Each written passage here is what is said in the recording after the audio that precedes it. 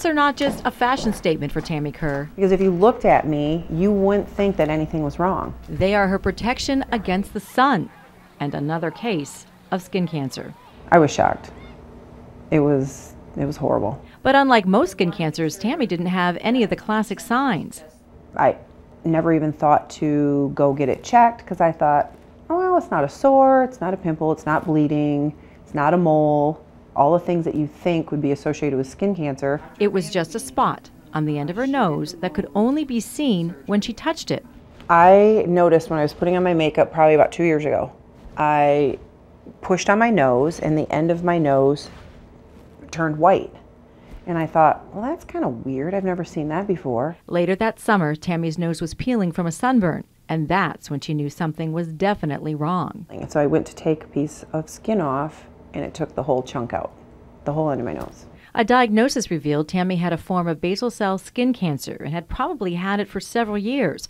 Her doctor told her in order to get all the cancer, he would need to remove the entire end of her nose. And I freaked out about it, and I was crying. Hi, Tammy. Hi. How are you? Good, how are you? Good. Dr. William Cullen, a plastic surgeon with Elite Plastic Surgery in Grand Rapids, reconstructed Tammy's nose. The technique I chose is called a paramedian forehead flap.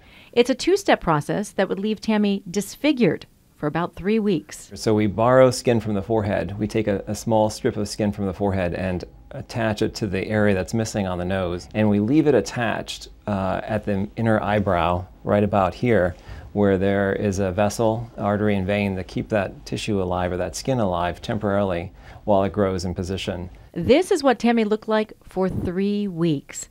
After the skin made a healthy attachment to its new home, Dr. Cullen reconstructed her nose. She's in the phase now that's kind of frustrating. It takes 6 months to a year for them to really look their best. It's only been a few months since Tammy's surgery. So the scar came down through here. In time, the scar will fade. Even now, you would hardly know that the entire tip of her nose was replaced. But there is a side effect from the surgery that Tammy will have to get used to.